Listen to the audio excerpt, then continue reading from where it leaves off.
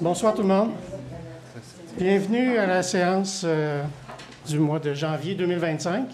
Déjà, on entame une autre année, donc je profite de l'occasion, au nom du conseil, des employés, de toute l'équipe, en fait, en mon nom personnel, pour vous souhaiter une bonne et heureuse année 2025. On va y aller avec l'ordre du jour de ce soir. Point 1, donc, ouverture de la séance. Point 2, adoption de l'ordre du jour. Point 3, administration et greffe. 3.1, l'adoption du procès-verbal de la séance du budget du 16 décembre 2024. 3.2, adoption du procès-verbal de la séance ordinaire du 16 décembre 2024. 3.3, adoption du règlement numéro 472, établissant les taux de taxes, des frais et la tarification des services pour l'exercice financier 2025. 3.4, adoption, modification du règlement numéro 470, traitement des élus municipaux de Sainte-Pétronille. 3.5, avis de motion, abrogation du règlement numéro 420 de la politique sur le harcèlement psychologique. 3.6, c'est un dépôt de document, un rapport du maire des faits saillants, du rapport financier et de l'audit indépendant pour l'année 2023. Ce n'est pas une erreur, c'est vraiment 2023. 3.7, dépôt de documents, encore une fois, rapport du conseiller spécial nommé par le MAMACH auprès de la municipalité du village de Sainte-Pétronille dans la préparation des séances, déroulement de celles-ci, dans le cadre des relations avec les citoyens. En gestion contractuelle, on a 4.1, autorisation de procéder à un appel d'offres public pour les travaux d'aménagement paysager. Le point 4.2, octroi d'un contrat pour l'achat de modules de jeux adaptés va être reporté au mois suivant. Il nous reste 1 ou 2 documents à valider avant de procéder à l'octroi du contrat. 5.1, appropriation du surplus non affecté pour le remboursement du cautionnement reçu dans le cadre du contrat de déneigement pour les années 2019 à 2024. En 6, on a 6.1, embauche d'un préposé à la bibliothèque. Il y aura une période de questions, bien sûr, et la levée de la séance. Donc, j'ai besoin de quelqu'un pour... J'aimerais ajouter un point, s'il vous plaît. Oui? Oui, j'aimerais ajouter le point lecture de ma lettre de démission. OK, d'accord. Madame Chicoine, vous allez l'ajouter à l'ordre du jour? Oui. Ou est-ce que tout le monde est d'accord? Est-ce que tous les élus sont d'accord pour ajouter ce point-là? Donc, tout le monde est d'accord? OK. Donc, ça sera fait. Est-ce que ça sera le point 6? Où on met ça? Oui, on pourrait mettre ça au point, même en ressources humaines, même si ce n'est pas un employé officiel, là, ça, OK. c'est un élu. Mais donc, on 5.2. À la fin, À la fin? avant la période de questions? Oui. Ben, c'est pas mal ça. De toute la période de questions, c'est le point 7, puis les ressources humaines, c'était 6. Fait qu'on le fera... Parfait. Merci. Fait que c'est en 6.2. 6.2, OK. Parfait. Donc, est-ce qu'on est prêt à adopter l'ordre du jour? Monsieur Dominique Martin le propose. Bon.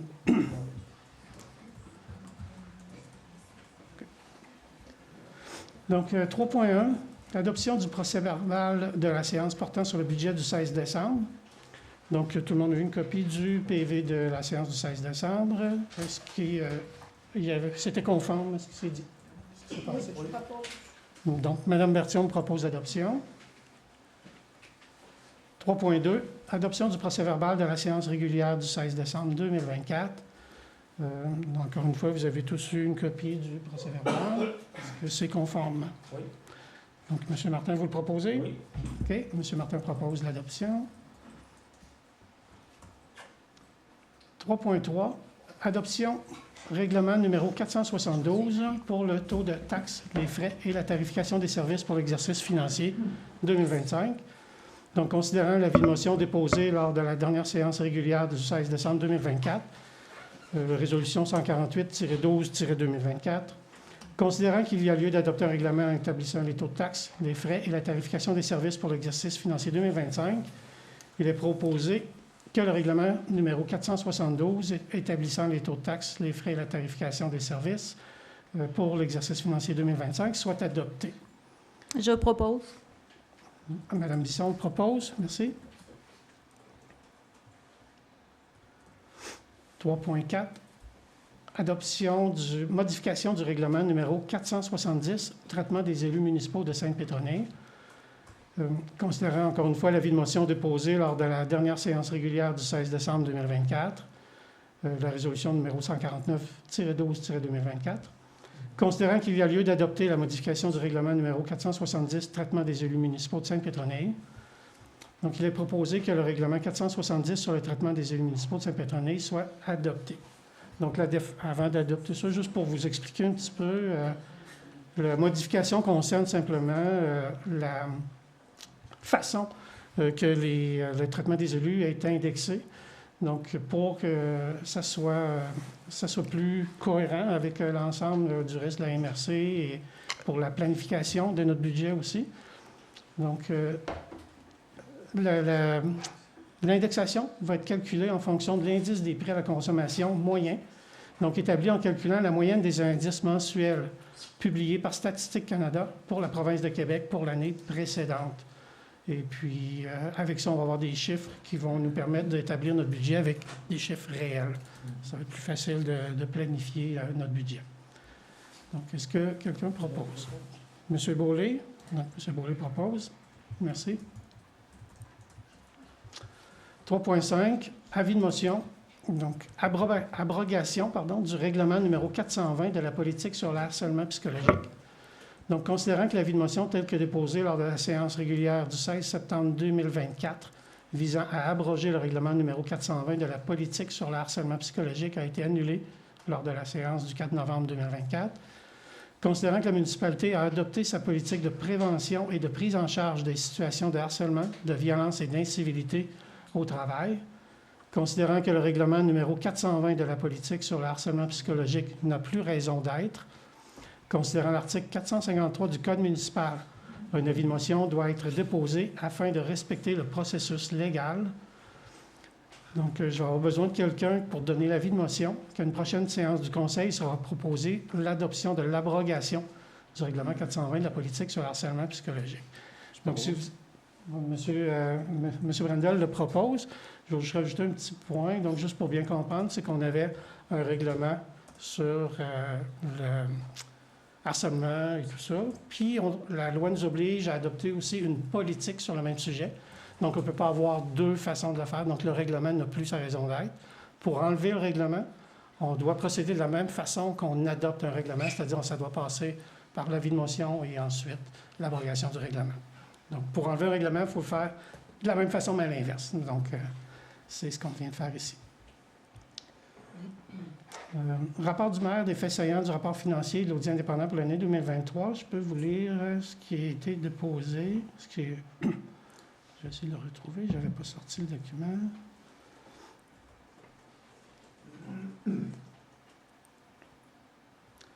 Donc, le rapport d'activité sur la situation financière de la municipalité, puis je répète encore une fois, c'est pour l'année 2023. Évidemment, on avait besoin d'attendre l'audit des états financiers de la municipalité. Donc, l'auditeur indépendant externe Mallette, mandaté par la municipalité à vérifier les états financiers 2023. Ces états financiers déposés et présentés lors de la séance ordinaire du conseil municipal du 16 décembre dernier respectent en tout point les normes comptables reconnues pour le secteur public du Canada et donnent une image fidèle de la situation financière de la municipalité au 31 décembre 2023. Les états financiers nous indiquent des revenus totaux de 2 559 484 $, des charges totalisant 2 549 649 $. En tenant compte des différents éléments de conciliation à des fins fiscales, c'est là qu'on entre dans les audits puis la fiscalité d'une municipalité, l'amortissement, le financement à long terme, les remboursements de la dette, les affectations, etc. Les états financiers indiquent que la municipalité a réalisé un excédent de fonctionnement à des fins fiscales de 323 182 $. Donc, je suis heureux de vous confirmer que notre municipalité est toujours en bonne santé financière, économique, sociale. Le rapport complet est disponible sur le site Internet de la municipalité. Vous allez le trouver sous l'onglet « Finances et budget ». Dans ce même rapport que je dépose aujourd'hui, je vous parle du traitement des élus par souci de transparence. Donc, je précise au rapport que la rémunération annuelle reçue par le maire pour l'année 2023 a été de 11 092,56 $, alors que celle reçue par les conseillers a été de 4 436,64 $. Quant à l'allocation de dépenses Elle a été de 5 546,40 pour le maire et de 2 218,68 pour chacun des conseillers et conseillères.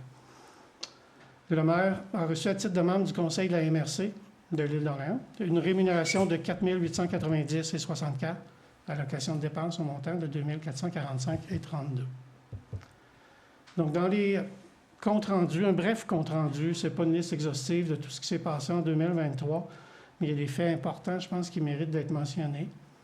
Donc, plusieurs dossiers qui ont contribué à l'amélioration de la qualité de vie des citoyens. Le plus gros, je pense, c'est l'avancement du projet d'assainissement des eaux usées, qui est, comme je l'avais dit tantôt, là, de loin le plus gros projet de l'histoire de la municipalité, un projet de 15 millions. Ça ne s'était jamais fait. Je ne sais pas si ça va se refaire, mais bon, c'est fait. Adoption de tous les règlements administratifs du réseau, du branchement des utilisateurs, les clapets et tout ça, ça a été fait aussi. La mise en marche a pu être effectuée aussi en 2023, fait que ça, c'était vraiment une bonne nouvelle. Réalisation de l'étude sur le potentiel archéologique sur les terrains desservis par le réseau d'assainissement des eaux usées. Chaque terrain desservi devait avoir une étude sur le potentiel archéologique. Toute la coordination du raccordement des résidences au système de traitement des eaux usées. On parle beaucoup des eaux usées, mais il s'est passé d'autres choses. On a aussi donné le contrat pour la plateforme élévatrice au centre communautaire. Les travaux se sont faits en 2024, mais le contrat a été donné en 2023. Il y a une refonte, l'adoption des règlements de zonage, lotissement, urbanisme, l'entretien préventif, bien sûr, de nos infrastructures routières, l'amélioration des outils d'information, système téléphonique, mise en place de l'info nuagique, notre SharePoint qu'on utilise maintenant. Et bon, bien sûr, le suivi budgétaire attentif, gestion financière prudente et cohérente. J'ai presque terminé. En conclusion, l'année 2023 fut une année de grande transition et de réorganisation. Mais grâce au travail sérieux et responsable des employés municipaux et de mes collègues du Conseil, la réalisation de tous les projets et services aux citoyens s'est effectuée en respectant un budget équilibré et responsable. Je tiens à souligner avec grande fierté que la gestion serrée du plus gros projet de l'histoire de la municipalité n'a engendré aucun dépassement de coûts significatif et aura permis d'offrir aux citoyens un gel du compte de taxes pour l'année 2024. Je profite de l'occasion pour remercier toute l'équipe en place durant cette année 2023. Donc, merci à tous ceux qui étaient là. Ça conclut. Ce rapport-là va être déposé aussi sur notre site Web. Donc, point 3.7, un autre dépôt de document, le rapport du conseiller auprès de la municipalité du village de Saint-Pétronille, qui était là mandaté par le ministère des Affaires municipales. Donc, ce rapport-là va aussi être déposé. Vous allez pouvoir en prendre connaissance, mais je pense qu'il était déjà public. Vous pouviez le consulter, mais il devient aussi public sur notre site aussi. Il va être déposé dans un délai raisonnable. Gestion contractuelle, donc en 4.1, autorisation de procéder à un appel d'offres public pour des travaux d'aménagement paysager. Donc, considérant l'entente de collaboration entre le ministère des Transports et la municipalité, signée le 6 février 2020, portant sur la reconstruction de la route et l'implantation d'un réseau d'égouts sanitaires pour l'assainissement des eaux usées sur la route 368, considérant que durant les travaux, l'aménagement paysager de certaines propriétés a subi des dommages, considérant que les propriétaires concernés ont été consultés sur le type de végétation à remplacer, considérant le plan de plantation fourni par le ministère des Transports, considérant qu'il y a lieu de procéder à un appel d'offres afin de procéder à l'achat, la plantation et le suivi des travaux d'aménagement paysager, il est proposé que la directrice générale et greffière trésorière par intérim procède à un appel d'offres public pour faire la plantation. Donc, j'ai besoin d'un proposeur. Proposé. Ah. OK, j'ai pas compris qui avait proposé. Ben, moi, je l'avais dit. Oui. Monsieur Bussière. Oui.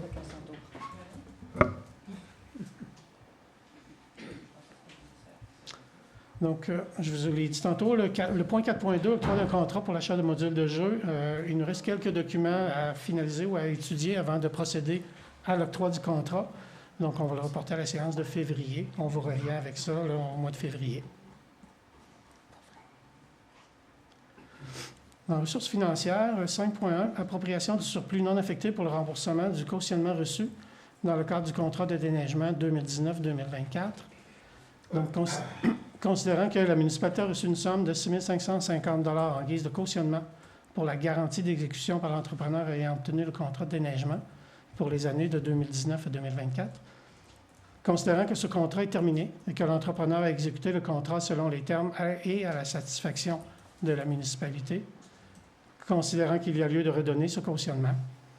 Donc, il est proposé que la somme de 6 550 $ soit affectée à même le surplus accumulé non affecté pour payer les coûts de la dépense.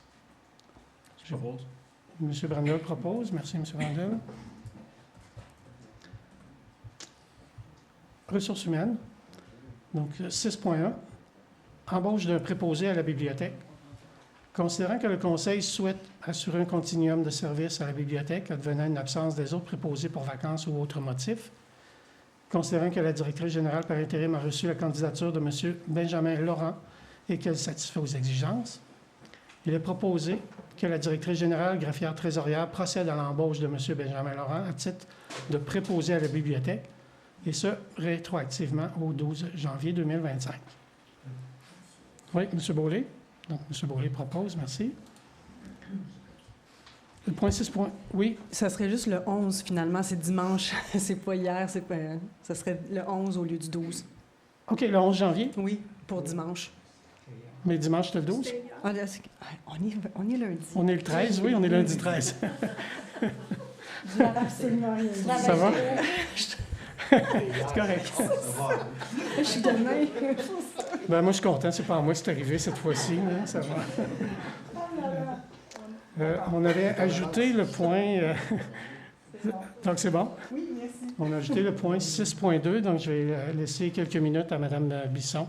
J'ai juste pas compris qui avait proposé. C'est M. Beaulé. Ah, parfait, merci. Donc, Mme Bisson, je vous prête le micro. Monsieur le maire, chers conseillers, chers citoyens et citoyennes, je ne l'ai pas appris par cœur, je vais le lire. Je vous annonce ma démission comme conseillère municipale, laquelle prendra effet à la levée de la séance publique du 13 janvier 2025. Elle fait suite à la démission de 3 élus, au congé de maladie d'un élu et à l'arrêt de travail de 2 employés municipaux depuis les 10 derniers mois. J'ai fait le choix de lire publiquement ma lettre de démission devant les citoyens et les citoyennes, par crainte qu'elle ne soit caviardée et considérée comme un document confidentiel soumis à la protection des renseignements personnels. Je veux aussi que les raisons qui motivent mon départ soient claires et sans équivoque et qu'elles ne soient pas interprétées de manière à induire des intentions ou des raisons qui ne sont pas les miennes. Durant les dernières semaines, j'ai lu avec attention le rapport de M. Caron, M. Marie-Lou Caron, conseiller spécial envoyé à Sainte-Pétronille par la ministre Mme André Laforêt. M. Caron a rendu public des recommandations en matière de bonnes pratiques pour une meilleure gouvernance de notre municipalité. Alors, pourquoi quitter mon poste de conseillère alors que ce rapport fait enfin la lumière sur ce qui ne va pas au sein du conseil de Sainte-Pétronille? Je quitte parce que, comme élu, ma voix n'est pas suffisamment entendue. Il aura fallu l'intervention de M. Caron pour mettre à jour de nombreux éléments que certains élus tentaient de faire valoir depuis 6 mois. Je quitte parce que je ne veux plus travailler dans un climat d'énergie négative, de fermeture d'esprit et de déni de la réalité. Je quitte parce que même si ce rapport et l'accompagnement exceptionnel du ministère des Affaires municipales et de l'Habitation mettent en évidence la gouvernance défaillante de notre conseil actuel, il n'y aura possiblement pas d'excuses ni de sanctions pour les irrégularités, le manque d'intégrité, la rétention et le non-partage d'informations, l'indifférence généralisée envers les demandes et les préoccupations légitimes des nouveaux élus, les menaces de poursuite, les fausses interdictions, les propos hostiles à mon endroit et à l'égard des citoyens. Bref, je ne peux pas balayer le passé du revers de la main et passer à autre chose comme si rien n'avait existé. Une autre raison motivant mon départ est l'exercice vécu durant les caucus. Étrangement, les caucus ne font l'objet d'aucun encadrement légal, alors que c'est là que tout se passe vraiment. Le mot d'ordre, ce qui se passe au caucus reste au caucus, devrait être nuancé, car il contribue à cacher des irrégularités ainsi que des comportements et des propos irrespectueux entre les élus. Dans notre société, l'obligation de confidentialité a pris une telle ampleur qu'elle cautionne maintenant des agissements douteux qui ne seront jamais rendus publics. À cet égard, j'applaudis la recommandation de M. Caron de délibérer autant que possible en public pour une meilleure représentation démocratique. Cela dit, je ne veux surtout pas que vous pensiez que j'abandonne la partie. Je vais plutôt continuer à ma façon. Juste le fait de pouvoir prendre la parole ce soir pour expliquer ma démission me permet enfin de m'exprimer. Il me reste une page. Ayant le privilège de vivre dans une société libre et démocratique, je n'aurais jamais imaginé à quel point il serait difficile pour un élu municipal de dire les vraies choses aux citoyens. Vous pourrez toujours compter sur moi pour m'impliquer comme citoyenne dans mon village, et je crois que c'est à l'extérieur du conseil que je pourrai le mieux y parvenir. Je vais enfin retrouver ma liberté d'expression et d'action. Je veux remercier des collègues élus qui sont très précieux pour moi. Ils se reconnaîtront et je salue leur courage ainsi que leur engagement envers Sainte-Pétronille. Je suis assurée qu'ils mettront tout en œuvre pour continuer à servir les intérêts des citoyens. Je veux remercier aussi messieurs Dominique Duval et Mario Caron qui m'ont beaucoup aidé à traverser les derniers mois. Mme Marie-Claude Pouliot pour sa collaboration, ainsi qu'à Mme Mirabelle Chicoine, qui nous a permis de nous relever rapidement dans une période très difficile. Enfin, je veux vous dire merci, chers citoyens et citoyennes, pour cette précieuse confiance à mon égard. Et je ne vous abandonne pas. J'espère que les prochaines élections apporteront un vent de changement pour Sainte-Pétronille et que cela nous permettra de vivre davantage une démocratie participative. Une démocratie participative où les valeurs de respect, de transparence et de communication seront au rendez-vous et où le citoyen sera au cœur des décisions. Veuillez recevoir mes meilleures salutations.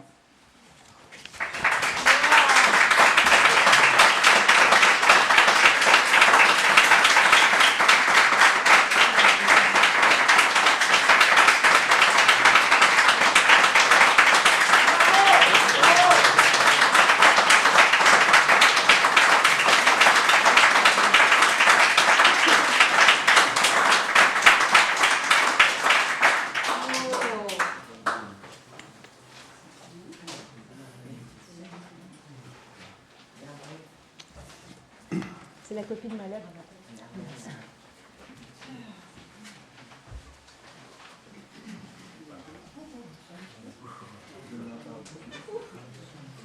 On va donc poursuivre avec la période de questions. Est-ce que notre micro...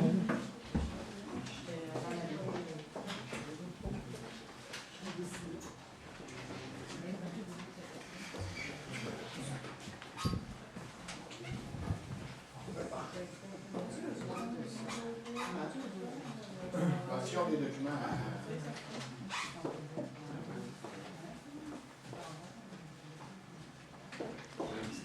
Donc, oui. Est-ce que vous pouvez vous assurer qu'il y a du volume sur le micro? Là, je crois que oui. Essayez de voir, là, mais habituellement, ça devrait... Bon, est-ce que ça va? Oui, là, on voit, hein? Dans l'enregistrement, il faut dire. Oui, habituellement, là, il doit fonctionner mieux, là.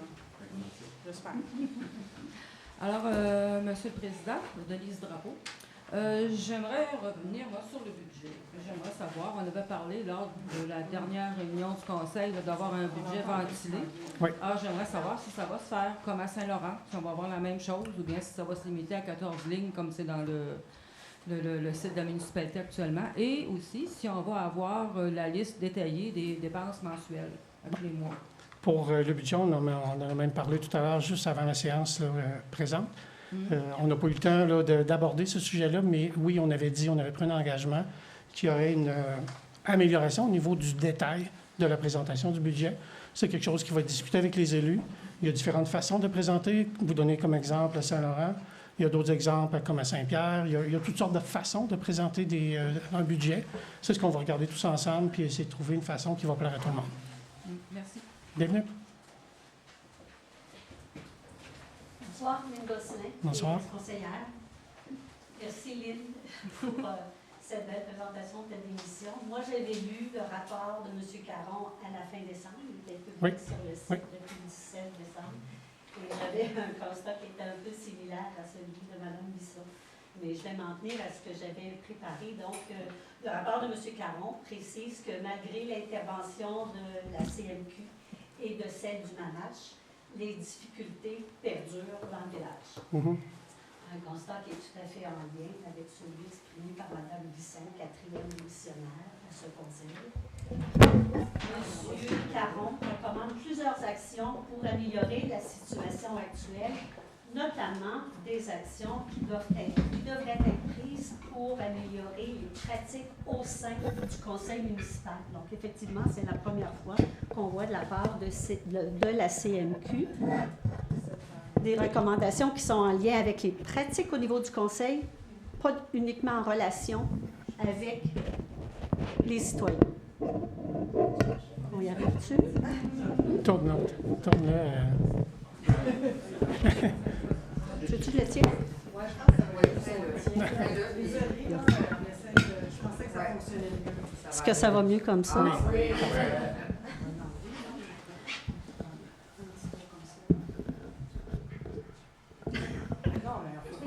On va y arriver. Merci. Donc, d'une part, dans ces recommandations pour améliorer les relations avec les citoyens, il précise notamment qu'il encourage le village à adopter de bonnes pratiques qui ne sont pas obligatoires en vertu de la loi. Moi aussi, je pense qu'au cours de ma pratique au sein du conseil, j'avais détecté ce même manquement. Parmi ces recommandations au niveau des pratiques du conseil municipal, je veux en citer 2 qui les visent spécifiquement. Il recommande notamment de réaliser une activité de consolidation d'équipe au sein des membres du conseil municipal et il recommande également de transmettre à tous les membres du conseil une information uniforme et complète en vue d'une prise de décision. Donc, voici ma question. Reconnaissez-vous qu'il doit y avoir des améliorations au niveau des pratiques au sein du conseil municipal pour solutionner la crise actuelle? La réponse à ça, c'est qu'on va se rencontrer, tout le groupe ensemble, pour discuter du rapport de M. Caron ainsi que celui de la commission municipale. Parce que dans ces 2 rapports-là, il y a des recommandations importantes. Puis, on va les adresser, on va en discuter ensemble. Puis on a même prévu vous faire une présentation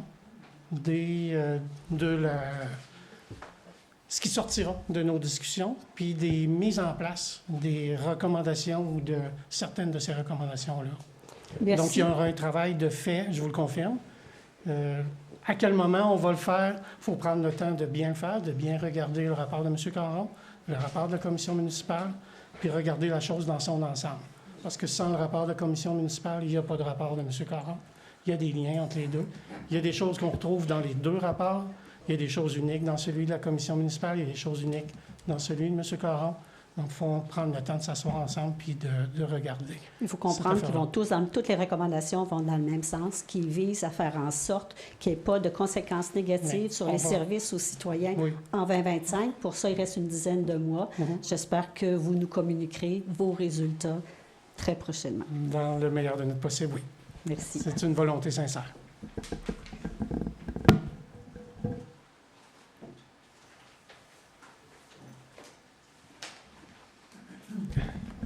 On va régler le petit problème du micro, là. Excusez-nous, là. Non, c'est correct. C'était ma première note ce soir, vous dire que j'ai eu à écouter une séance du conseil, puis les questions, on les entendait pas du tout. Oui.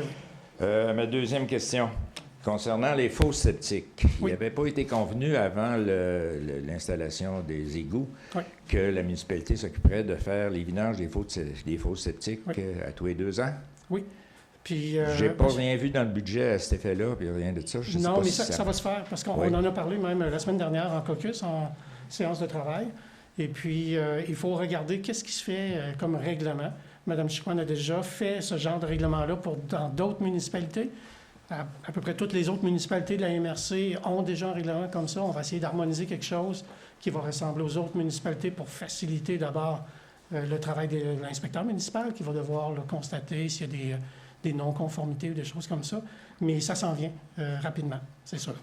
Fait comme ça, cette année, là, je n'ai pas besoin de faire le vidange de ma fosse septique. Bien, on va voir, parce que, mais juste pour vous dire un petit peu qu'est-ce qui s'en vient avec ça, bien d'abord, il faut faire aussi l'inventaire de ces fosses septiques-là, parce que, bon, je vais me prendre comme exemple. Chez moi, j'ai un champ d'épuration traditionnel, fosse septique, champ d'épuration. Pour d'autres citoyens, c'est des bioness, où il y a toutes sortes de systèmes semi-mécaniques. Il y en a d'autres qui ont des fosses complètement fermées, qui demandent une vidange plus régulière, plus rapide. Donc, il faut faire cette évaluation-là, mais ça va faire partie du mandat ou de l'appel d'offres qu'on fera. D'abord, de faire un inventaire, puis ensuite de déterminer, comme la plupart des municipalités le font, c'est-à-dire à quelle fréquence on va faire ça. Souvent, les municipalités sont séparées comme en deux parce qu'on fait la vidange en moyenne aux 2 ans. Donc, une année X, c'est la moitié de la municipalité, l'autre année, c'est l'autre moitié. Fait que c'est pour ça que je ne peux pas vous dire de ne pas faire votre entretien, parce que je ne sais pas dans quelle moitié vous allez être et où vous êtes rendu dans votre entretien. Mais on va vous donner des informations. Mais vous commencez cette année. Bien, on va faire l'appel d'offres. Puis je vois Mme Chicoine qui aura peut-être envie de rajouter de quoi, là, mais... Ah, t'as fini. Tiens, prends vie. En fait, ce qui arrive, c'est qu'il faut un règlement, parce qu'il faut le règlement, donc il faut l'avis de motion, le règlement. Après ça, il faut aller en appel d'offres public. Puis, dans l'appel d'offres public, comme M. le maire disait, il faut que la compagnie fasse un inventaire. T'sais, on pourrait le faire nous-mêmes, mais on peut le donner aussi à contrat de faire l'inventaire. Puis après ça, là, oui, on peut faire la vidange. Puis, habituellement, les vidanges, c'est du mois de mai jusqu'à octobre-ish, novembre. Donc, c'est à peu près... l'espace-temps. Est-ce qu'on va être capable de le faire cet été? Peut-être l'automne, peut-être les premières vidanges à l'automne. Ça, c'est si ça va tout rondement, puis que l'appel d'offres se déroule comme il faut, puis qu'on a des soumissionnaires, bien évidemment, parce que si on n'a pas de soumissionnaires, il faut retourner en appel d'offres et tout. Fait que c'est à peu près ça, là, mais optimistement, ça serait plutôt en automne là, que le plus tard en 2025. Là. OK, merci beaucoup. Et juste pour Une savoir suggestion, si oui. j'ai bien compris, là, concernant l'article 420 de le règlement 420 de la municipalité, là, vous dites que vous avez déjà quelque chose qui couvre tout ça. Attends un petit peu, le 420, est-ce que Vous c'était avez vu sur le parlé- harcèlement? C'est le harcèlement. Politique de harcèlement, oui. Il y a une politique qui a été adoptée, Ouais. oui. Puis il y avait un ancien règlement qui était déjà là. Donc les deux ne peuvent pas cohabiter. La politique a été adoptée sous forme de règlement, elle aussi? Oui, c'est ça. Oui. C'est quel Non. numéro, le règlement de la C'est pas question? un règlement. Il y a une différence entre un règlement et une politique. Ah bon? Donc c'est la politique qui a été demandée, qui est obligatoire, donc selon la loi, par le gouvernement. On est obligé d'avoir une politique là-dessus. Mais nous, on avait déjà fait un règlement. Donc OK. on ne peut pas avoir les deux. Mais la politique couvre tout ce qu'il y a dans le Oui, harcèlement oui, et tout à non fait. pas seulement le harcèlement psychologique. Non, là, non, parce ça qu'il y a englobe tout ça, là, oui. OK, parfait. C'est bon? Merci beaucoup. Bienvenue. Bien, bonne année à tous. Félicitations, Mme Bisson, pour votre courage. Monsieur le maire, vous avez été questionné à plusieurs reprises sur la situation des demandes de rétractation par notre journal. Vous avez toujours nié l'existence de cette demande, et même votre propre directrice générale a même confirmé par ailleurs ici n'avoir jamais été informé d'une telle demande verbalement ou par écrit. À la lecture de l'article du journal qui a paru en décembre 2024, j'espère que vous l'avez lu, c'est indiqué, c'est un article qui a été fait par la directrice générale du journal et de son président du conseil d'administration, disant elle voulait vraiment faire le point sur la situation de leur demande en rétractation qui a été envoyée en février 2024. Votre absence d'y donner une suite a été signalée dans l'article. Vous avez même refusé de participer à une réunion qui aurait réuni l'ensemble des maires des municipalités sur ce sujet. J'ai l'article ici. Monsieur le maire, ma question. Oui. Comment évaluez-vous votre façon de faire et d'agir, puis votre honnêteté en regard de vos concitoyens? Bon, d'abord, il y a plusieurs choses qu'on doit corriger. Oui, il y a un article qui a été écrit, mais dans le journal, il y a eu d'autres articles qui ont été écrits. Je peux Puis la lire si vous voulez. non, c'est pas exactement. nécessaire, mais je vais répondre à votre question. D'accord. Il y a d'autres articles qui ont été écrits par le journal, comme par exemple, puis je pense pas qu'on devait revenir là-dessus, je pensais pas qu'on reviendrait là-dessus encore une fois, mais bon, à l'effet que la municipalité a envoyé 3 mises en demeure au journal, ça aussi, ça a été écrit dans le journal, alors que c'est totalement faux. Même son président du conseil d'administration, M. Gosselin, que j'ai rencontré avec Mme Labbé, la préfète de la MRC, on a eu une entente avec eux. Je n'ai jamais refusé aucune rencontre avec le journal. Ça, c'est faux aussi. J'ai toujours participé, puis même j'ai eu des discussions avec M. Gosselin il n'y a pas si longtemps. Donc, c'est... Donc, l'article serait erroné. Il y a une directrice Moi, je vous du dis journal et le président du conseil d'administration qui aurait écrit en décembre 2024. J'ai pas lu l'article, honnêtement, monsieur... Je pourrais vous la lire. Non, c'est pas Mais nécessaire. ce qui est important, mais, monsieur le maire, c'est oui. que vous avez été questionné 2 fois sur si vous avez reçu, oui ou non, une demande de rétractation. C'est pour ça que je parle du caractère honnêteté envers vos citoyens. Ma sous-question, dans cet même article, vous auriez convenu avec le président du conseil du journal que les mises en demeure étaient maintenant nulles et non avenues. Quel traitement allez-vous donner maintenant par équité aux 95 mises en demeure qui ont été envoyées à vos citoyens? Ben, je répète ce que je vous ai dit tantôt. Il n'y a pas eu de mise en demeure d'envoyer au journal. Donc, il ne peut pas avoir de rétractation. Il n'y a pas Il y a eu eu de une mise en demeure qui a été envoyée aux journalistes. Oui. Ben, c'est un collaborateur. Vous allez continuer jusqu'à quand? Votre nez va rallonger, m'emmener, monsieur le maire. Mais j'aimerais que vous donniez suite à la... Monsieur Martin, je vous demanderais, s'il vous D'accord, plaît... je vais arrêter. Je m'en excuse. Oui. Je peux le penser, mais pas le dire. Oui. Quel traitement La liberté allez-vous de donner penser. maintenant par équité aux 95 mises en demeure qui ont été envoyées à vos citoyens? Puisque vous avez fait, selon l'article, vous avez dit que c'était maintenant... Maintenant quoi? Nul et non avenu. C'est pas mes mots, j'ai jamais dit ça. Ah non? Moi, j'ai eu une entente. J'ai parlé avec M. Gosselin qui lui-même m'a dit qu'il voulait tourner la page là-dessus, que pour lui, c'était une chose qui était complètement réglée. Puis pour nous aussi, on ne voulait pas revenir en arrière encore une fois là-dessus, parce que c'est tout. Il n'y a pas d'autre chose à dire. C'est d'un commun accord avec le journal. Alors, on peut vous maintenir que cet article-là qui a été écrit en Je décembre 2024... ne commande pas l'article, M. Martin. Que les citoyens peuvent aller lire, que ce qui est écrit là, par la présidente du journal, le président du conseil d'administration et la directrice générale, C'est faux. c'est faux. J'ai C'est pas ce dit que ça. vous dites. J'ai pas dit ça. J'ai dit que je ne commentais pas l'article. Ah, d'accord. C'est bon? Merci. Bienvenue. Bonsoir, mes meilleurs voeux à vous tous. Anne-Yvonne Jouan. Monsieur le maire, il y a quelques mois, je vous avais demandé quand est-ce que vous alliez procéder à la réouverture des comités, notamment comité loisirs et culture et comité d'embellissement du village de Sainte-Pétronille. Cela fait partie des recommandations du rapport de monsieur Caron. Donc je recommence cette question aujourd'hui. Oui. Mais comme c'est la même réponse que tout à l'heure, donc on va étudier ensemble les recommandations qui font partie du rapport de M. Caron, puis on reviendra avec ça. Alors ma sous-question est la suivante. Depuis 4 ans et plus, puisque c'était l'ancien plan de l'AMADA, la municipalité avait reçu une subvention pour mettre en place des exerciceurs au bénéfice de la population. Cette subvention n'avait pas été utilisée, vous avez failli la perdre et finalement vous l'avez récupérée.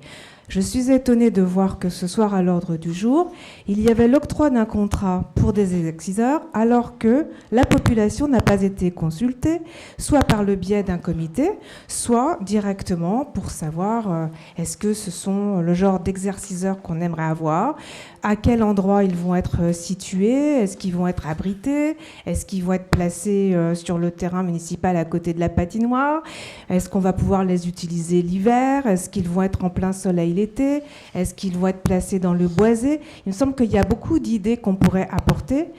Pouvez-vous répondre à mes questions, justement, où vont être placés ces exerciceurs et de quoi ils vont avoir l'air? Est-ce que c'est du renforcement musculaire? Est-ce que c'est du fitness? Est-ce que c'est un parcours sportif? Il y a plusieurs questions comme ça qui doivent être répondues. C'est pour ça, d'ailleurs, qu'on a remis l'octroi du contrat dans quelques semaines, 2-3 semaines. Mais allez-vous à la séance de consulter la février. population pour savoir ce qu'ils La souhaiteraient? consultation a été faite à travers la MADA. Donc, il y avait une consultation publique qui avait été faite, puis ces décisions-là sont découlées de cette consultation-là. Concrètement, on veut Oui. savoir où vous allez les placer, On à veut quoi ça va ressembler avant que vous passiez l'octroi. C'est nous qui allons l'utiliser. Et justement, pour aller dans un rapport d'ouverture, comme le suggère M. Caron, une consultation aurait été un premier pas vers les citoyens pour montrer on veut ouvrir le dialogue. Ça, c'est un exemple concret de quelque chose qui est plaisant pour le village. C'est quelque chose qui a déjà été décidé ou qui a été travaillé depuis 2022, ces exerciceurs-là. Donc, c'est bien avant Alors, le pourquoi rapport vous de M. n'aviez pas Caron. pris l'octroi auparavant? Pourquoi tout d'un coup ça arrive, puis la population n'est pas consultée là-dessus? La population a été consultée. Non, pas sur Donc, les exerciceurs où ils vont être placés. Non, je pense que c'est... c'est bon. Donc, j'entends ce soir, Monsieur le maire, que vous n'allez pas consulter la population sur des installations qui pourraient faire partie d'un projet structurant pour les aînés, mais aussi pour les familles. On peut parler de projets à venir, peut-être de parcs de jeux un petit peu plus développés, de skate, etc. Je peux répondre à une partie de votre... Oui, M. Beaulé. Je peux répondre à une partie trop de proche, votre Valérie. question. On parle fort, on parle pas fort. C'est correct. OK, c'est bon. Lors de la demande... Non, non, c'est correct. OK. Lors de la demande de subvention à l'AMADA, il y a un comité qui a été formé. Lynn Gosselin faisait partie. François Courville faisait partie. Moi-même faisais partie. Et Robert Martel faisait partie. Très bien. OK? Cette demande-là avait été formulée dans le cadre de la politique familiale et des aînés, par consultation de la population. C'est comme on a fait l'année passée. Tout à fait. On a eu Très bien. quelques réponses. Alors, la population a été consultée. Alors, c'était le choix de la population de Sainte-Pétronille Tout à fait. d'avoir des exerceurs pour les aînés. Quand on parle des aînés, ben c'est pas seulement les 80 ans, là. OK? Alors, on s'entend, c'est pour les personnes d'un âge certain. Alors, nous avions, à l'occasion de la demande de subvention, un architecte paysagiste nommé François Courville, et non pas le moindre des architectes. La demande a été faite. On a reçu, après presque un an, la réponse du ministère. On a évalué toutes les possibilités de le faire. François recommandait justement ici, juste à côté des modules des enfants, le groupe, pas seulement François, pour permettre, lorsque les gens d'un certain âge venaient avec les petits-enfants, bien, on pouvait faire un peu d'exercice à même des enfants. On avait recommandé également des ombrelles pour se protéger contre le soleil, chose qui n'avait jamais été faite à Sainte-Pétronille. Même les modules qui étaient là permettaient d'avoir des coups de soleil pour les gens d'un certain âge et les enfants même. Alors, ça faisait partie de la demande également. La demande faisait partie des priorités du village Sainte-Pétronille. Il y a eu beaucoup de retard. Je ne rentrerai pas dans les détails. Nous sommes présentement à analyser un dernier point avant de passer la subvention. On a eu une prolongation, heureusement, de la poursuite des comment on appelle ça? Non, des remises de dépenses, là, lorsqu'on fait des dépenses, la reddition des comptes. On a le droit de le faire jusqu'à la fin du mois d'août. Alors, cet été, mais ma question, M. Boulay, c'est quel type d'appareil avez-vous choisi et où vont être-ils placés? Les appareils vont être Alors, placés combien ici. d'appareils? Est-ce qu'on va les utiliser l'été et l'hiver? Parce que là, on est proche de la fin, puis la population n'est pas informée. Je comprends que c'est un vieux dossier, mais c'est pas compliqué, c'est des exerciceurs. Il n'y a rien de polémique là-dedans. On veut juste une information. Ouais. Il y a plusieurs exerciceurs. Il y a 2 compagnies qui ont été mises en contact. Combien d'exerciceurs? Il y en a 4, si ma mémoire est bonne. OK. Puis est-ce qu'on va pouvoir les utiliser l'hiver? Ben oui, c'est en fer. C'est en fer. Vous pouvez l'utiliser en fer le temps qu'il n'y ait pas de 20 pieds de neige. OK, donc... Tous les exerciceurs des modules à travers la province de Québec sont accessibles, été comme hiver. C'est fait en ferraille, recouvert d'émail. Alors, c'est fait pour rester dehors, hiver comme été. Alors, à ce moment-là, ben, ceux qui voudront faire des exercices dehors l'hiver pourront le faire. D'accord. Alors, merci, M. Bollé, pour ces informations. D'accord.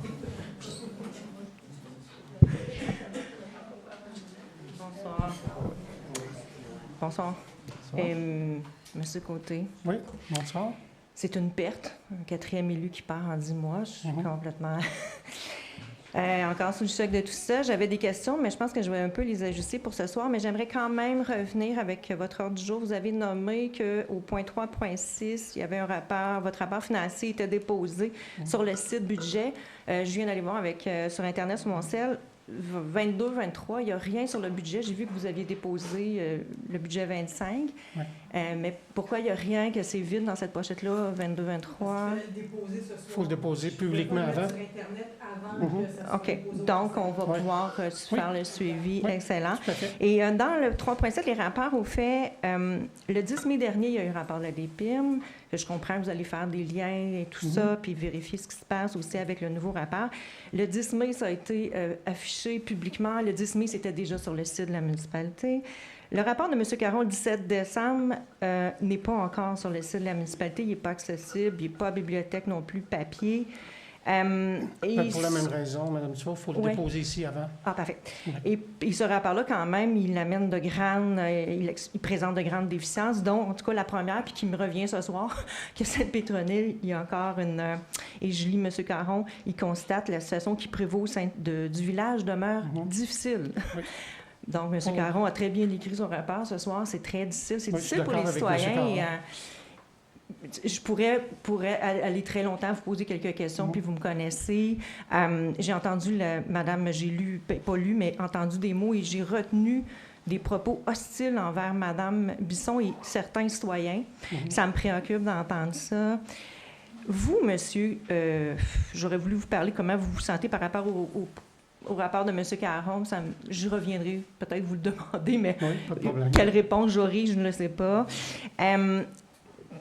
Un 4e élu qui démissionne, des employés partis en maladie, Mme Pouliot, un employé municipal. Bref, vous, comment vous recevez ce soir ça, la 4e démission en 10 mois d'une élue? Sous votre gouverne, au fait? Je pense qu'il y a une partie de la réponse dans le rapport de M. Caron puis dans le rapport de la DPIM. Je vous pose la question à vous, M. Jean Côté. Comment vous recevez la démission ce soir de Mme Lynn? Je ne commenterai pas ça ce soir. Non, je viens de l'apprendre en même temps que vous. Là. Puis vous êtes... vous vous questionnez pas sur... Vous l'avez appris avant, là, je m'excuse. Ah, il savait avant. Donc, vous saviez. Non, un instant. OK. Mais je repose... C'est rendu officiel aujourd'hui. Il y a une démission. Là. Mme Bisson vient de la faire. Oui. Elle doit déposer une lettre à la greffière pour que ça devienne officiel. Tant que ça n'est pas fait, il n'y a pas de démission. Tout le monde peut changer d'idée. On peut dire des choses une journée, puis... Donc, est-ce que je peux m'attendre de vous, comme élu, comme maire, que vous allez prendre le temps de recevoir sa démission et de au moins remercier madame et les 3 élus aussi qui ont démissionné, puis les employés qui ont quitté. Puis est-ce que c'est possible de votre part? Je vous le dépose. Je vais répondre à ça tout de suite, parce que j'ai remercié les 3 élus qui ont démissionné. Oui. OK. Et j'imagine que vous allez remercier madame Misson. Parfait. Monsieur... Une sous-question? Oui, ma sous-question elle va être très, très directe. Au fait, dans le rapport de M. Caron, encore, vous allez être accompagné, depuis avril, vous êtes accompagné, donc ça montre, mettons, l'incompétence de la gestion municipale de Sainte-Pétronille. Vous allez être accompagné encore jusqu'au mois de novembre. Il faut faire attention aux mots que vous utilisez. Là. Oui. Parce que là, si êtes-vous en train de traiter les élus ici d'incompétents? Non, il y a de l'incompétence de gestion. Graves, là. Ah, je m'excuse, je veux dire qu'il y a de l'incompétence parce qu'il faut de gestion. faire attention au choix des mots. Oui, OK. Donc, s'il vous plaît. Oui. Donc, ce que je comprends, c'est que vous allez être encore accompagné pour la suite des choses jusqu'au mois de novembre. Donc, il y a du questionnement et le ministère considère que vous avez besoin d'aide pour continuer votre travail. Est-ce que vous allez vous représenter, vous, en 2025, M. Côté? C'est pas une question que je vais répondre aujourd'hui. Non. Vous allez Puis revalider l'aide- vos compétences là-dessus pour continuer la route? Bien, je pense que si on regarde, si on lit attentivement le rapport de la DPM, le rapport de M. Caron, il y a eu des constats faits par la DPM au niveau des incivilités qui étaient dans la salle, au niveau du manque de décorum, au niveau de l'intimidation. Dans le rapport de M. Caron, il fait encore état d'intimidation en parole et en geste de la part des citoyens. Ça aussi, ça doit être adressé. Donc, Mais il ne c'est fait pour pas ça que je rapport réponds entre les aujourd'hui. élus, par contre. Madame Bisson, s'il vous plaît. C'est pour ça qu'aujourd'hui, on vous a dit tout à l'heure qu'on allait prendre le temps de lire ce rapport-là, de tirer des conclusions, puis on va vous les présenter. Donc, sautons pas les étapes, puis restons courtois, utilisons un vocabulaire respectueux de part et d'autre, puis ça va bien aller. D'accord? Donc, pour moi, en tout cas, d'être accompagné comme ça, il vous l'êtes depuis le mois d'avril, c'est très préoccupant et questionnant. Oui. Et j'espère que vous allez pouvoir revenir vers vos citoyens pour nous manifester vos intérêts pour la suite des choses, parce que c'est très inquiétant que ça fait 1 an et demi que c'est la folie ici, c'est honteux. On est d'accord là-dessus, Mme Dufault. On est d'accord. Vous êtes toujours là, Oui. vous êtes toujours accompagné, donc moi, en tout cas, comme gestionnaire, ex-gestionnaire, je me posais peut-être la question, est-ce que je suis toujours la bonne personne? C'est le temps, il y a beaucoup d'élus qui se posent la question en ce moment. Je vous invite à réfléchir pour l'année 2025. Bonne année, M. Boulet. Mais je vais quand même commenter votre question, là, votre commentaire. commentaire. Là. Ouais. Mais c'est une période de questions, mais je vous ai laissé faire un commentaire. Donc je vais me permettre un commentaire aussi. C'est non seulement un accompagnement, mais c'était un support aussi pour le conseil municipal face à les situations qu'il vivait devant des citoyens mécontents. Voilà. Mais le rapport de D'accord. M. Caron, Il dit la même chose. Oui, mais il nomme la même chose. Il nomme la même chose. Oui, bonjour, Richard Boivin. Une dernière question, oui. Monsieur Boivin, je prends votre question. Dans les propositions d'aujourd'hui, on veut engager un nouvel employé pour s'occuper de la bibliothèque. Oui. Je me demandais pourquoi vous n'avez pas eu envie de rouvrir le dossier, à savoir, vous avez 14 bénévoles qui sont très intéressés à reprendre le job. Il y en a 2 déjà qui travaillent à Saint-Laurent, puis sont très appréciés, ils sont très contents d'avoir des gens d'expérience. On avait lancé au début de l'année un appel, justement, de bénévolat. On n'a eu aucune réponse de ce côté-là. Le jeune homme qu'on a embauché tout à l'heure, c'est pas une 2e ou une 3e personne qui vont travailler en même temps. C'est pour combler les obligations ou les conflits d'horaire que ces jeunes-là peuvent avoir. Donc, les jeunes sont de plus en plus occupés aujourd'hui. Ils ont d'autres activités. Donc, pour assurer le service, on fait comme une liste de rappels, si vous voulez. Donc, c'est dans cet esprit-là qu'on fait ça. Je comprends très bien, mais il reste que ça fait 2 salaires à payer, alors que vous aviez 14 bénévoles qui ne vous coûtaient rien. Bien, ce n'est pas 2 salaires, c'est un salaire à la fois. Donc, il y a une personne à la fois, c'est ça que je viens de vous dire. Puis c'est un salaire d'étudiant, donc oui. C'est ça. Mais vous n'avez pas ouvert le dossier, on l'a ouvert, M. Boivin. avec les bénévoles? On l'a ouvert. Oui. On l'avait annoncé, on a envoyé un public postage. Ah oui? Oui, on a fait ça au début de l'année. Curieux, je n'ai pas vu passer ça. Ma femme pourtant, ça avait sorti. C'était bénévole, mais j'aurais dû être au courant. Hein? C'est bien. Merci. Donc, merci, M. Boivin. Oui, juste là. Je pense qu'on va... On a peut-être mélangé un peu. Les 2 abonnés ont parlé pendant 5 minutes. Bon, M. Dion, avez-vous une question? Allez-y. J'ai Dion, oui. Je vais accéder à on a votre parlé demande, tout à l'heure de surplus en... Excusez-moi, j'ai manqué le début. On a parlé tout à l'heure d'un surplus en 2023 de 300 quelques millions. Historiquement, je ne sais pas si vous pouvez nous faire juste un bref aperçu. Est-ce qu'il y a eu chaque année comme ça des surplus? Et si oui, si oui, on est rendu où? Et cette somme-là de surplus, on n'en entend jamais parler. Est-ce on peut le savoir? C'est quoi? Qu'est-ce qu'on fait avec? Elle est placée quelque part? On a un rendement là-dessus, j'imagine. Je ne sais pas si ça... Dans le budget, si on voit arriver les redevances de ce surplus-là. Alors, c'est la question que je voulais poser parce que il me semble qu'on n'entend jamais parler des surplus. Puis j'imagine que ça doit jouer aussi quand il y a le temps d'augmenter les taxes, à savoir, on a-tu vraiment besoin? Qu'est-ce qu'on a comme projet à venir? C'est une excellente question. Il y a plusieurs façons de répondre en partie à vos questions, c'est-à-dire On produit toujours les états comparatifs entre chacune des années. Donc, vous pouvez voir les écarts entre les deux à ce moment-là. Et puis, on va aussi, dans les surplus accumulés, on avait passé une résolution, je ne me rappelle pas quel mois exactement, où on avait fait une provision, c'est-à-dire un fonds de roulement qui nous permet, lorsqu'on aura des projets d'envergure, de nous prêter l'argent à nous-mêmes. Donc ça va nous permettre d'éviter des frais d'intérêt, par exemple, ou des choses comme ça. Fait que ça, on avait fait un fonds de roulement d'environ 400 000 $ si ma mémoire est bonne. Je vous arrondis les chiffres. Et cette appropriation-là, on en a fait une cette année.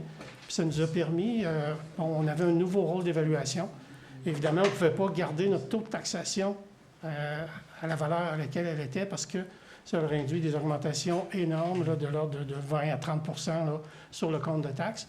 On a plutôt révisé notre taux de taxation à la baisse pour l'adapter à la nouvelle réalité ou à la nouvelle évaluation des immeubles sur le territoire. Ça va se traduire par une réduction sur votre compte d'impôt de taxes foncières. Donc, je ne parle pas des services, là, gestion des matières résiduelles ou de Sûreté du Québec et tout ça. Mais l'impôt foncier sur vos habitations, on avait présenté des simulations à l'adoption du budget à la fin de l'année. Et puis, on avait sorti différentes valeurs. Et puis, pour chacune de ces valeurs-là, entre 100 000 et 600 000, ça représentait des baisses de taxes foncières de peut-être 15, 20 $, 10 $. Ou, en tout cas, on était proche du zéro, puis s'il y avait un changement, il était plutôt négatif, mais d'une petite somme, on s'entend. Donc, encore une fois, cette année, c'est-à-dire pour l'année 2025, les citoyens vont bénéficier d'un gel de taxes au niveau foncier. Donc, il n'y a pas d'augmentation de taxes au niveau foncier. Au contraire, il y a même une légère diminution. Je ne parle pas de diminution parce que le chiffre n'est pas significatif. C'est quelques dizaines de dollars, mais il n'y a pas d'augmentation. Fait que c'est comme ça qu'on a pu utiliser cet argent-là qui appartient à tout le monde, en fait. Puis la façon de la redonner, elle a été perçue selon l'évaluation des maisons. Donc, en le redonnant comme ça, c'est retourné dans les mêmes proportions, ce qui nous semble logique. Mais le total de cette somme-là n'est pas 400 000. Là. Le 400 000, c'est une espèce de soupape ou de... Oui, c'est une réserve, c'est un fonds de réserve. Chaque municipalité doit avoir.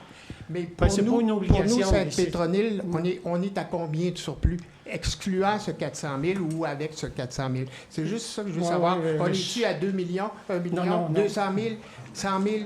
C'est juste ça, là. Est-ce qu'on le voit dans l'état financier? Non, hein? C'est ça. On ne voit pas c'est ça dans le budget, on ne le voit pas, mais on pourrait donner l'info. Non.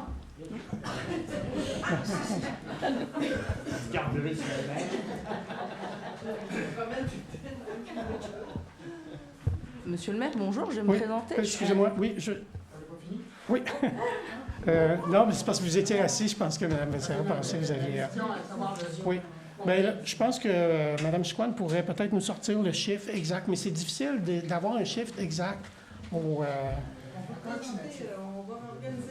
va organiser quelque chose, puis peut-être que ce sera l'occasion, lorsqu'on présentera le budget sur une autre forme, peut-être de le mettre en même temps. Mais on va revenir avec une réponse, M. Dion. Donc, une dernière question. Monsieur le maire, bonjour. Je vais me présenter pour certains, parce que je suis la directrice générale du journal Autour des Lignes. Oui. Je suis pas dans le micro. Je vais essayer. Je suis assez étonnée de vos propos, monsieur le maire. Oui. Vous ne pensez pas que ce serait plus simple de dire à vos citoyens qu'on a fait une demande de rétractation et qu'on n'a pas réussi à s'entendre? C'est exactement ça qui est arrivé. On s'est rencontrés à plusieurs reprises. On n'a pas trouvé de terrain d'entente. De part et d'autre, on a fermé le dossier. Oui, on s'est Mais ne dites pas que le journal ment. Non, je n'ai pas dit ça. C'est très vexant. Je n'ai pas dit ça, Mme Becerra. J'espère que je dis votre nom comme il faut, là, mais on s'est rencontrés ici avec Mme Paquet. On vous a expliqué la situation. Vous deviez nous revenir avec quelque chose. On n'a pas eu la chance de se revoir. Ensuite, suite à nos échanges ou à l'information additionnelle complémentaire qu'on vous a fournie à ce moment-là, suite à ça, moi, j'ai eu une rencontre avec M. Gosselin et Mme Labbé, comme je l'ai dit à M. Martin tout à l'heure. On a eu d'autres échanges. On a eu des échanges courriels ensemble il n'y a pas longtemps. J'ai eu une communication avec M. Gosselin, qui lui-même a envoyé un message à vous, je crois, au conseil d'administration ou l'exécutif, je ne sais pas comment vous l'appelez, là, mais bon, pour dire, bien, ce dossier-là est clos. Fait que, Moi, je voulais juste préciser, parce que il semble que ça n'a pas été clair. On a fait une demande, on ne s'est pas entendu, le sujet est clos. Puis le sujet est clos. Voilà, on est d'accord. Merci. Monsieur Choquette, allez-y, Monsieur Choquette. Merci. On commence l'année comme ça, en beauté. On lève la séance après vous, Monsieur Choquette. Vous avez l'honneur d'être le dernier. Là. En consultant le site de la municipalité, j'ai voulu savoir quelle était la tâche qui était allouée aux différents membres du conseil. Oui. Alors, j'ai réalisé que les 3 derniers membres qui ont été élus n'ont aucun dossier leur sont alloués. Alors, je veux savoir pourquoi, alors que les 3 autres conseillers ont 2 dossiers alloués à chacun. Voilà, c'est ma question. Il y a eu, merci pour votre question. C'est une bonne question. Il y a eu beaucoup de changements. Comme je l'ai dit tantôt, il y a eu un changement au niveau organisationnel. Il y a des choses qui se faisaient dans les années 70 qui ne se font plus en 2024 ou 2025. Il y a une nouvelle façon de travailler, c'est-à-dire que plutôt que de nommer des responsables, parce qu'un élu seul ne peut pas prendre de décision, c'est toujours le conseil qui doit décider. Donc, il y a des comités qui étaient déjà en place à l'arrivée des nouveaux élus. Je pense que c'est cet aspect-là qui vous inquiète. On avait nommé Mme Bisson, justement, au journal Autour de l'île, et puis au Plus mobile aussi, au transport en commun là, organisé de l'île. Et puis, M. Martin est nommé aussi avec M. Beaulé et Lison, Mme Bertillon, oui, c'est ça. J'allais dire Lison, mais j'essayais de rester dans les convenances. Donc, on a offert à M. Brendal de faire partie du comité des loisirs, mais ça ne l'intéressait pas. Donc, il faut aller selon les intérêts de chacun aussi. Donc, on va trouver des façons d'intégrer tout le monde, puis les décisions, de toute façon, se prennent ensemble en réunion de travail, puis ici, on les officialise. Monsieur Côté? Oui. Est-ce que ça ne serait pas plus simple de dire qu'on va reformer les comités, on va les restructurer, parce que dans le rapport Caron, c'était demandé, puis avant que M. Caron se prononce, les nouveaux élus étaient soucieux de récupérer des responsabilités sur les comités là, qui étaient auparavant pilotés par les démissionnaires. OK? Bon. Alors, moi, je rectifie. Depuis notre arrivée en juin dernier, Dominique, Lynn et moi aurions vivement apprécié être impliqués dans des comités. Bon. On a fait des démarches dans ce sens-là. On a été patients. Puis, maintenant que M. Caron nous a endossé dans ça, dans le bien fondé, OK, d'opérer avec des comités, on va, moi, en tout cas, je vais être persévérant pour passer à l'action là-dessus. Bon. Merci. Ça va être apprécié parce qu'on a besoin de gens qui vont... S'il vous plaît.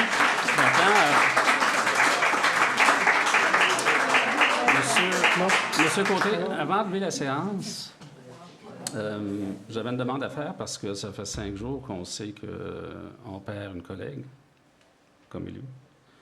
Puis moi, personnellement, j'avais un petit hommage là, de 30 secondes que j'aurais aimé lire. Parce que Mme Bisson s'en va comme élue. C'est maintenant que je veux qu'elle l'entende, pas quand elle va être redevenue simple citoyenne. Alors, c'est bref. Okay. Je pense qu'elle mérite ça. Alors, Lynn, je tenais à te rendre hommage pour l'engagement hors de l'ordinaire que tu as montré depuis notre nomination comme conseiller en juin dernier. Notre nomination à Dominique, moi et toi. Ton passage aurait été bref, mais convaincant. Tu es une personne intègre et de bonne foi, débordante d'énergie, débordante de créativité et de générosité. Tu sais être rigoureuse, méthodique, organisée et motivante. Tu recherches le travail en équipe et tu crois dans une attitude collégiale pour le type de mandat qui nous est confié. Ce sont là toutes des qualités dont notre communauté aurait grandement bénéficié si tu avais pu les mettre à profit pleinement, c'est-à-dire dans un contexte de travail différent au sein de notre conseil. J'ai personnellement appris beaucoup en te côtoyant, d'autant plus que nous avions une belle convergence de vues politiques. Ton apport dans notre équipe va me manquer. Voilà. Merci.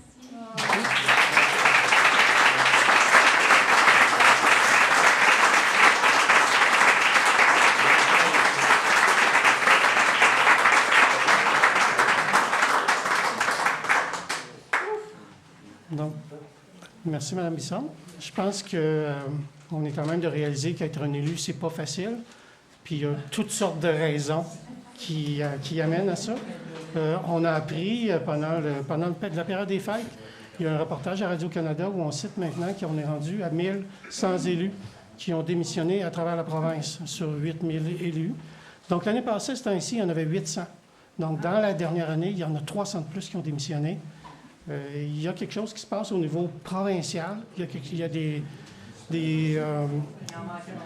choses qui doivent être mieux expliquées, qui doivent être mieux comprises de part et d'autre. Tout le monde a un rôle à jouer dans cette situation-là. Puis je dis tout le monde.